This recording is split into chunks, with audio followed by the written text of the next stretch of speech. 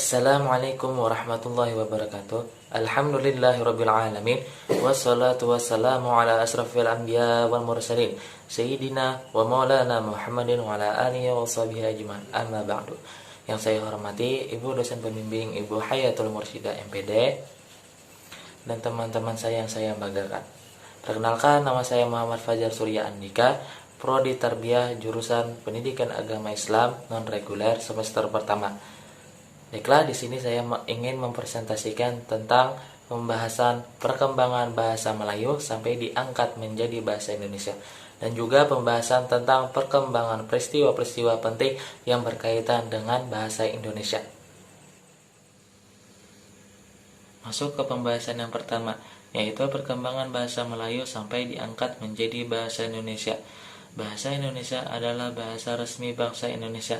Bahasa Indonesia juga menjadi bahasa persatuan bangsa Indonesia, dan juga bahasa Indonesia diresmikan sebagai bahasa nasional setelah proklamasi kemerdekaan Indonesia, yaitu 18 Agustus 1945. Dan awal mula sejarah bahasa Indonesia, yakni bahasa Indonesia lahir pada 28 Oktober 1928. Pada saat itu, para pemuda di pelosok Nusantara sedang berkumpul dalam rapat pemuda. Dalam rapat tersebut menghasilkan 3 ikrar yang diberi nama Sumpah Pemuda. Dan juga bahasa Indonesia berasal dari bahasa Melayu.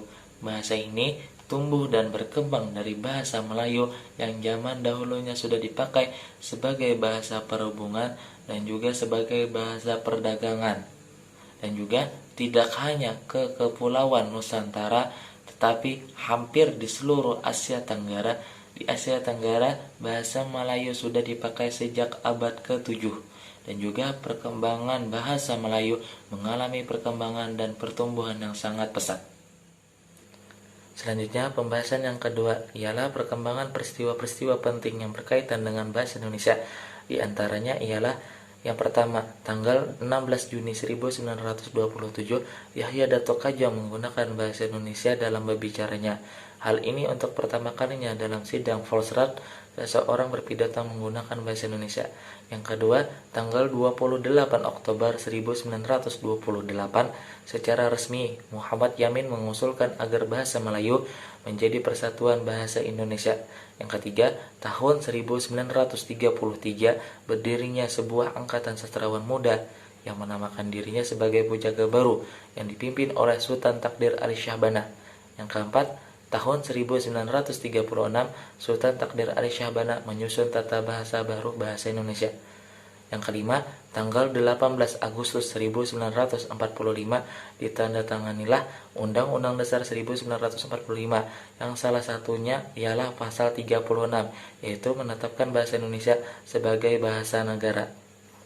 Sekian presentasi dari saya akhiri. Wassalamualaikum warahmatullahi wabarakatuh.